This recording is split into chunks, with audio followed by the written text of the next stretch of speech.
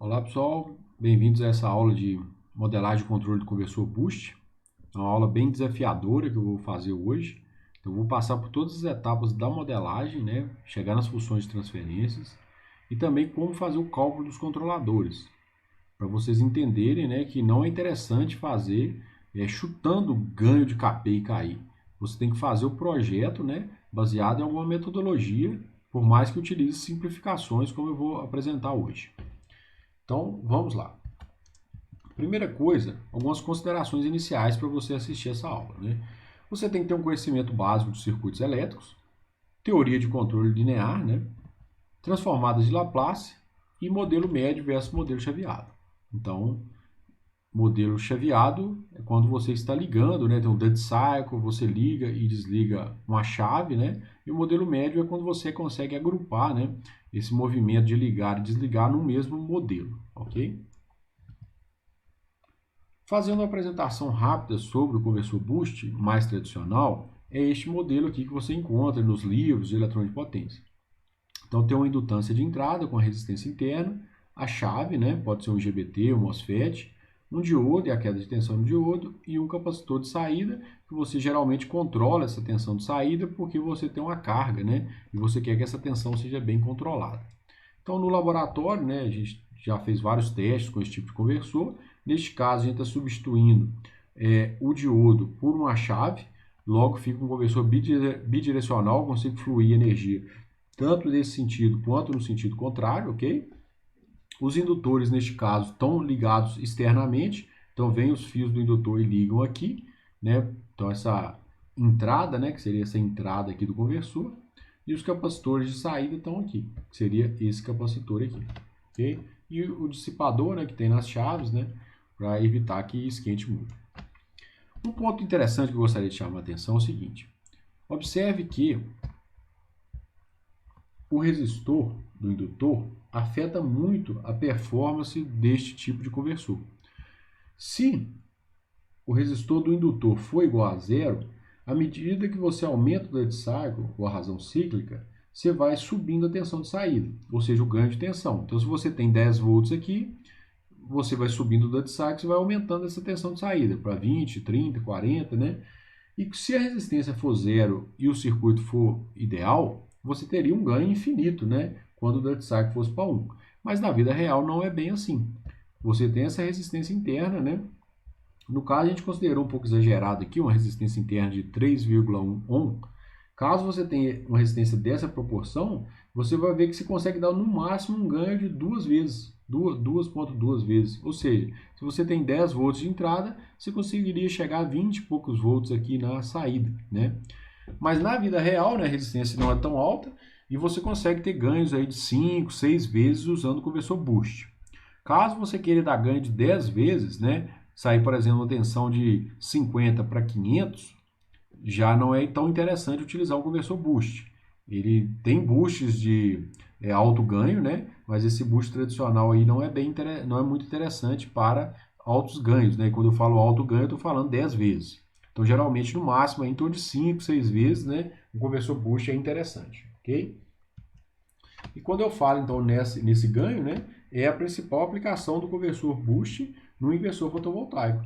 Então, quando eu tenho um inversor fotovoltaico, né? Eu tenho os painéis, eu tenho o estágio CC-CC que eleva a tensão para mim, e no estágio CC-AC eu conecto na rede elétrica. E a tensão desse barramento CC tem que ser maior que a tensão de pico da rede.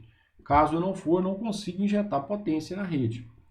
E se você tiver poucos painéis, como é no caso dos inversores monofásicos, pode ser que você não consiga ter uma tensão muito alta aqui para conectar na rede, através do estágio CC-AC. E aí muitos conversores utilizam este estágio CC-CC, eleva a tensão, por exemplo, aqui de 100 para 450, 500 volts aqui, ok? De 125 para 450, então depende do fabricante, ok? Então o principal objetivo também deste conversor boost é controlar a tensão de entrada. Ele não está preocupado tanto com a tensão de saída, ele está preocupado mais com a tensão de entrada. Então, ele controla a tensão de entrada e faz o painel operar no ponto de máxima potência, ok? Então, essa é a principal função aí do conversor no estágio de entrada. E quem controla então essa tensão aqui? Este conversor aqui consegue controlar essa tensão.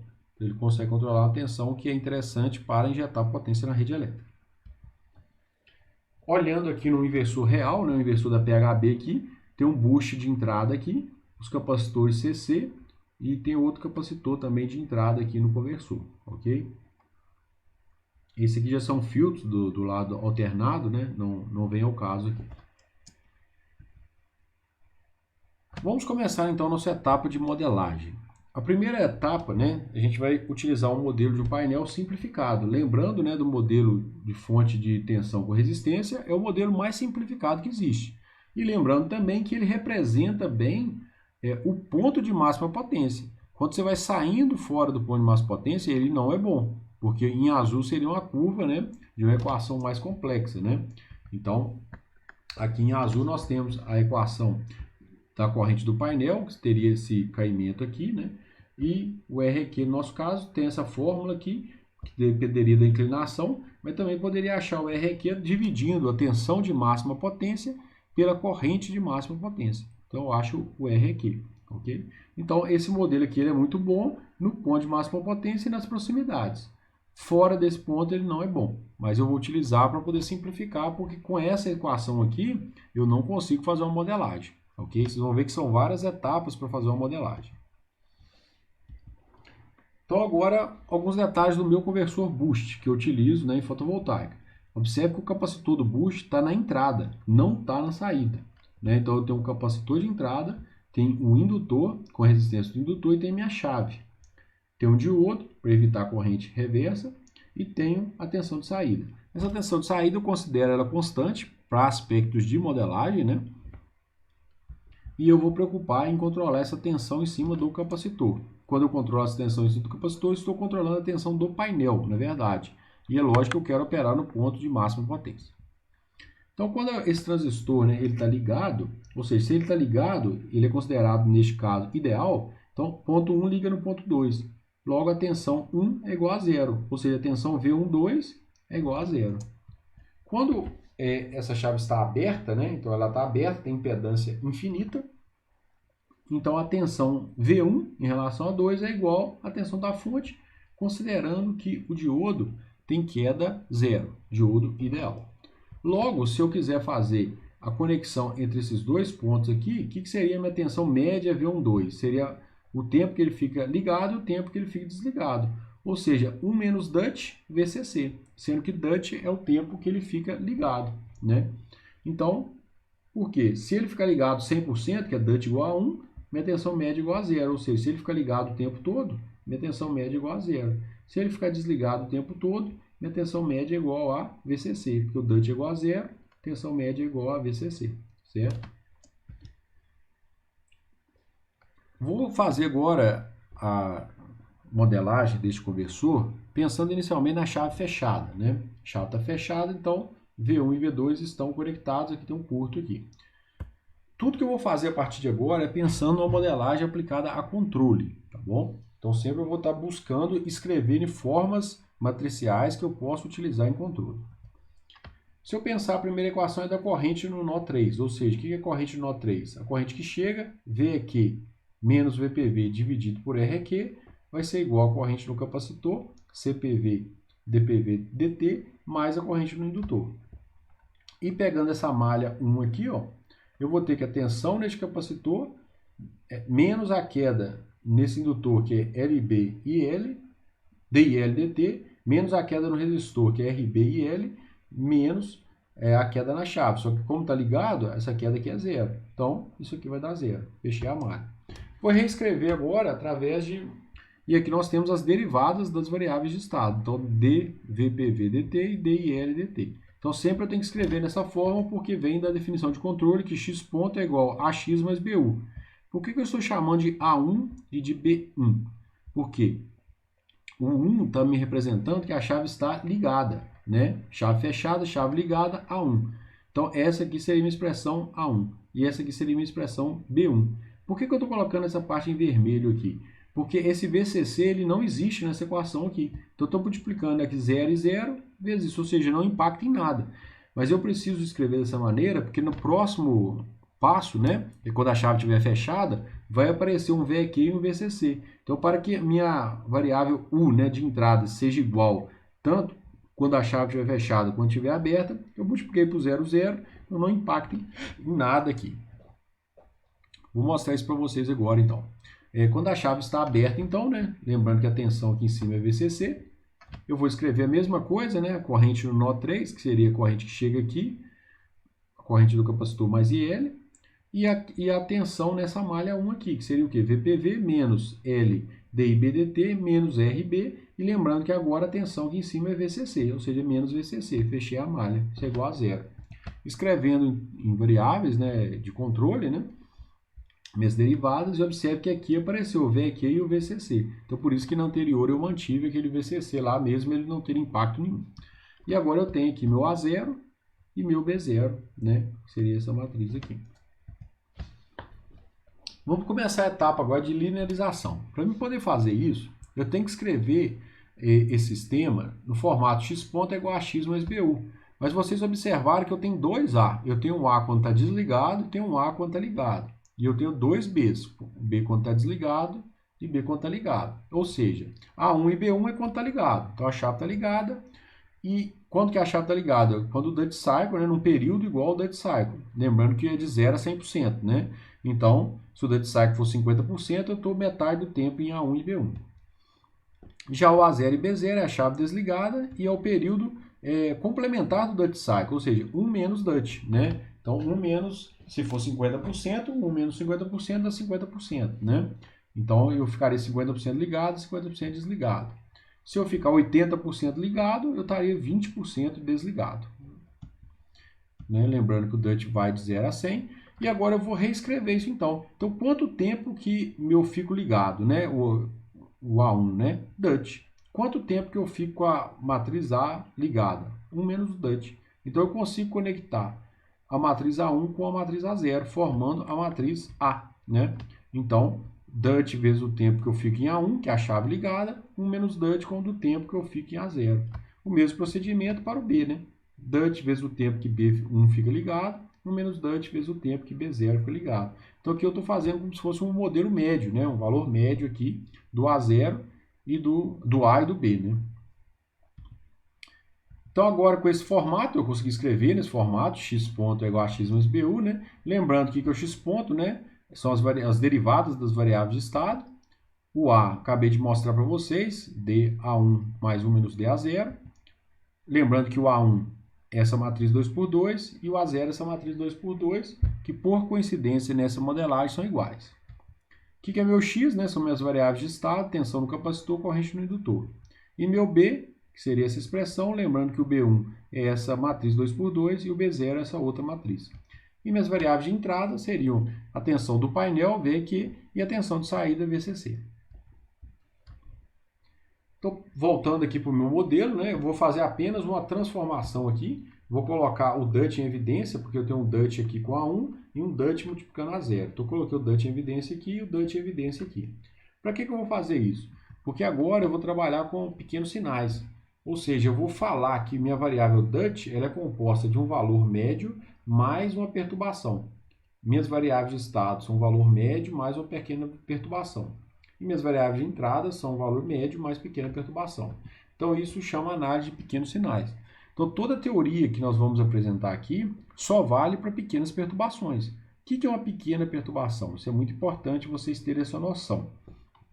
Se eu estou com um duty cycle de 50% e eu passo para 51%, eu variei 1%. Posso considerar uma pequena perturbação. Logo, meu sistema pode ser considerado linear. Se eu pegar e passar de 50% para 90%, foi uma grande perturbação. E aí eu não garanto que meu sistema vai responder de maneira linear de 50% para 90%. Logo, isso é uma grande perturbação, eu não posso fazer isso nesse tipo de sistema, né? Então, tudo que eu vou fazer aqui é pensando em pequenas perturbações do sistema, para que o sistema seja linear e toda a teoria que eu estou desenvolvendo funcione. Então, eu vou substituir aonde tem aqui o duty, eu vou colocar o Dzão mais D chapéu, onde tem o X, Xão mais X chapéu, duty, e o U, Uzão mais U chapéu. Então, essa parte aqui em vermelho representam para a gente todos os termos que têm valores médios constantes. Então, A0, x, d, x, u, d, u. Então, tudo isso aqui é valor constante, ok? E está representado aqui pelo meu valor constante. Então, esse valor constante é exatamente igual a isso. Então, eu posso simplificar. Já essa equação do meio é tudo que tem pequena perturbação. Então, eu tenho x chapéu, né? X chapéu, u chapéu, u chapéu, d chapéu, x e d chapéu. Então, todos aqui têm uma pequena perturbação. E essa de baixo aqui são expressões, são partes que tem duas pequenas perturbações multiplicando. Então, está multiplicando d chapéu vezes x chapéu. E esse aqui, d chapéu vezes u chapéu. Então, toda vez que eu tenho duas pequenas perturbações se multiplicando, o impacto é muito pequeno na equação e também podem ser desprezadas. Logo, eu vou desprezar essa parte em vermelho e essa parte em verde. E aqui teria minha expressão apenas com pequenas perturbações, ok? Vou fazer agora uma volta aqui, né? Porque A0, x chapéu, e aqui D, que multiplica A1 menos A0, x chapéu, posso colocar isso em evidência. E o A0 mais D, A1 menos A0 é minha matriz A, que eu já desenvolvi anteriormente. O mesmo processo aqui para a matriz B. E sobraria, então, essa parte aqui, ó, em azul, vezes o meu D chapéu. Essa parte em azul, eu vou chamar aqui de M. Então, eu vou definir isso como M e vou reescrever essa expressão como AX mais BU mais MD.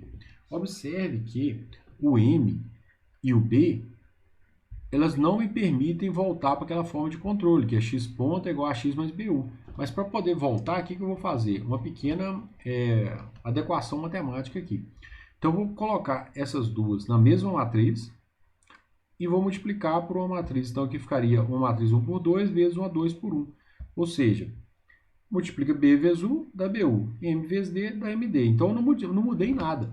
Só que agora eu vou chamar isso aqui de B de T e vou chamar isso aqui de U de T. Ou seja, eu consigo escrever de novo, né, meu sistema na expressão, né, x ponto, né, AX mais BU. Só que agora o meu BU é formado por duas matrizes.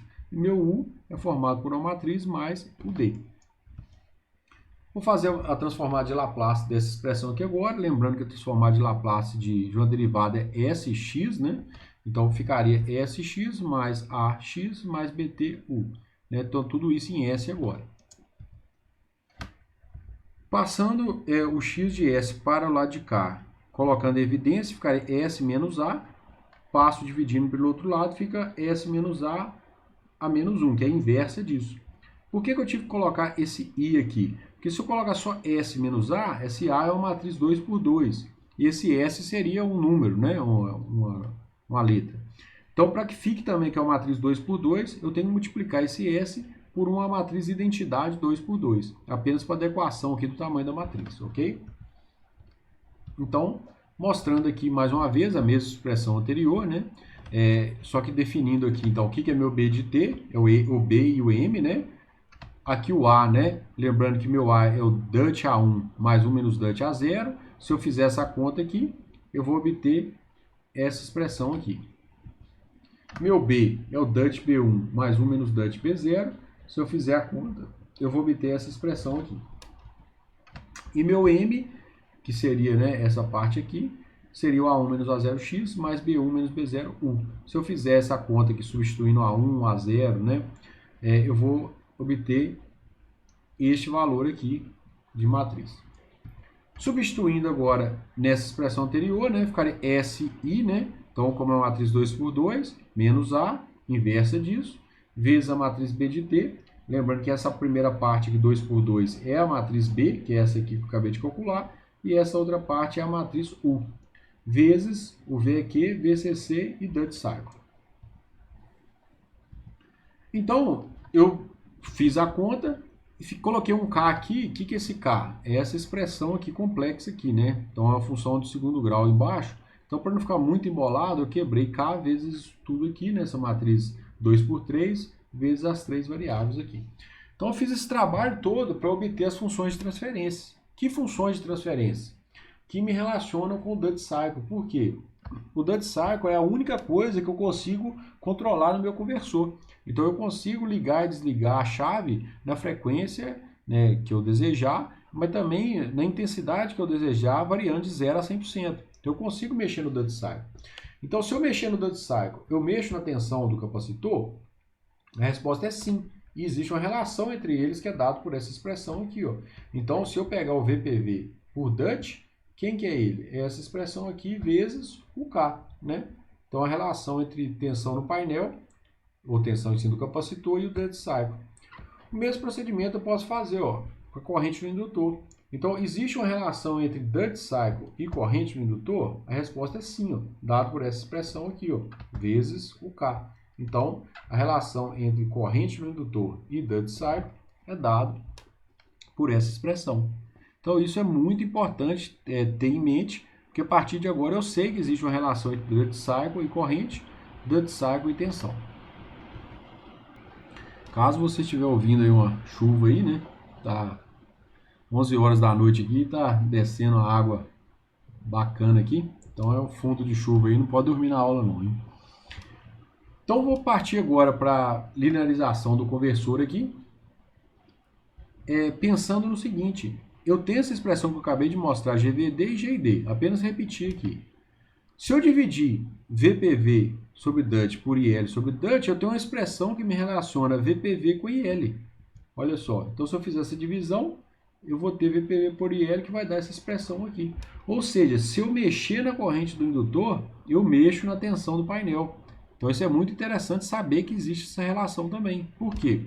Agora eu posso pensar na malha de controle da tensão de entrada do boost. Ou seja, eu falei bastante sobre MPPT nas aulas anteriores, que me dá referência de tensão no painel. Existe uma relação entre tensão no painel e corrente no indutor. Acabei de mostrar aqui. Então eu posso controlar, então eu posso pôr um PI aqui, porque existe uma relação. Então se eu controlar a corrente no indutor, eu controlo a tensão no painel. Não é um negócio que eu posso ir lá manualmente e mexer, mas eu posso mexer no DUT. E existe uma relação entre corrente no indutor e DUT, que é dado por essa expressão GID. Ou seja, existe a relação. Se eu mexer no DUT, vezes uma dinâmica, que é dado por essa expressão, que é a planta, eu vou mexer no IL. Então, agora, isso aqui são controladores que eu vou projetar daqui a pouco. Antes disso, eu preciso de voltar para fechar a malha, né? Então, através do DUT, eu posso usar a expressão GID. Então, DUT vezes isso aqui, que é o GID, vai me dar IL. E IL vezes isso aqui, que é essa expressão GVI, vai me dar o VPV. Então, agora eu consigo, né? Essa aqui seria a corrente da planta, né? E a tensão da planta. Então, retroalimentando aqui a corrente da planta, eu consigo fechar aqui meu controle de corrente. Ó. E retroalimentando a tensão, eu tenho meu controle da tensão. Então, agora eu posso pensar em calcular, né, um PI para a malha de tensão e um PI para a malha de corrente. Essa malha de corrente é chamada, né, para quem nunca ouviu falar de malha interna, que ela está por dentro, e essa outra aqui, que é a malha de tensão, é chamada de malha externa. Tá? Daqui a pouco eu vou falar um pouco mais sobre a velocidade dessas duas malhas. Um detalhe importante aqui é o seguinte, devido a eu ter esse K aqui na expressão de GID, que eu vou utilizar, essa expressão fica muito complexa, lembrando que o K tem um denominador de segunda ordem, um S ao quadrado. Então, para eu poder fazer qualquer técnica de calcular KP e KI automática, eu teria que usar uma expressão muito complexa devido a esse K. Vou partir agora, então, para outra solução mais simples. Eu vou tentar simplificar essa expressão, né, essas expressões aqui, para ver se eu consigo fazer um controle mais interessante. Então, vou fazer a mesma coisa, só que agora pensando em uma simplificação. Primeiro, vou considerar as variáveis de pequenos sinais, mesma ideia que eu tive. Corrente que vem aqui, né, VQ menos VPV dividido por RQ, é igual a corrente no capacitor mais corrente L. Só que eu já estou colocando os pequenos sinais aqui no VPV e no IL. Vou desconsiderar agora, né, aplicando a transformada de Laplace e considerando somente os pequenos sinais. Então, vou desconsiderar essa parte, né, e essa parte aqui. Eu vou ter essa expressão, e se eu isolar o VPV, né, passando o IL para a direita, eu vou obter minha expressão VPV sobre L, que é dado, né, minha GVI, menos 1 sobre CPVS mais 1 sobre RQ. Ok? Então, bem simples agora. Gastei um slide só para chegar nessa função de transferência, enquanto anteriormente eu tinha gastado, né, vários slides. Comparando, né, meu sistema completo, né, que eu fiz direitinho, com o meu simplificado, ok, foi tranquilo, ficou igualzinho. Agora eu vou pensar na relação corrente no indutor e duty cycle. Então, considerando a tensão no capacitor de entrada do conversor boost controlada em VPV, a equação das tensões médias da malha 1 é dada por. Então, pessoal, é muito importante vocês entenderem essa pequena consideração que é feita aqui, ó, porque isso muda tudo. Isso estou falando que a tensão em cima do capacitor ela é controlada, ou seja, eu não vou mexer nela, então ela é um valor fixo. Porque na hora que eu escrevo a expressão, eu não estou com a figura aqui, mas vai ficar VPV menos a queda de tensão no indutor, menos a queda de tensão no resistor, menos a tensão na chave, aqui já é o valor médio, né? Lembrando que V12 é 1 menos DUT VCC, vai ser igual a zero. Considerando pequenos sinais, né? Colocando pequenos sinais aí, eu vou ter várias expressões aqui que o VPV, por exemplo, como eu fiz essa consideração aqui, que ele é controlado, eu não estou colocando pequenos sinais nele. Como eu não estou colocando pequenos sinais neles, eu desprezando agora esses termos médios aqui, estou aplicando transformado de Laplace, considerando somente os pequenos sinais, eu vou ter essa expressão LB, aqui o Laplace aqui, né, SI de L, né, menos IL RB, mais VCC vezes duty cycle. Colocando o IL evidência e passando o DUT para a direita, eu vou ter essa expressão. IL sobre DUT é VCC sobre LB, S mais RB. Ou seja, apenas por causa dessa pequena consideração, olha como é que minha função de transferência ficou muito mais simples. Então, comparando aqui, né, esse aqui seria o sistema completo, meu IL sobre D, né? Então, meu IL sobre D depende desse K, que é essa expressão grande. E agora, meu sistema simplificado, IL sobre D, VCC sobre LB, S mais RB. Como é que vocês podem testar isso na prática para saber se uma equação simplificada está bacana, se representa bem, né, o modelo completo? Basta você plotar o bold das duas funções de transferência. Então você escolhe, né, valores para VCC, LB, para todos os parâmetros, faz a função de transferência 1, faz a função de transferência 2, no MATLAB é bem tranquilo para fazer isso, e aí você plota o bold das duas. Se na faixa de frequência de interesse do seu estudo as funções de transferência forem equivalentes ou muito próximas, ok, você pode utilizar o modelo simplificado. Caso não for, você não pode utilizar o modelo simplificado. Sua simplificação não é boa. E encerro por aqui essa aula. Sei que é uma aula bem pesada, então como eu comentei com vocês, vocês têm que reproduzir tudo que eu fiz aqui. Então essa parte de modelagem é muito importante vocês terem bem claro, né? Porque quando você vai trabalhar com outro conversor, é o mesmo raciocínio. Você tem que colocar isso num formato matricial, tudo bonitinho, para você ter as funções de transferência, ok?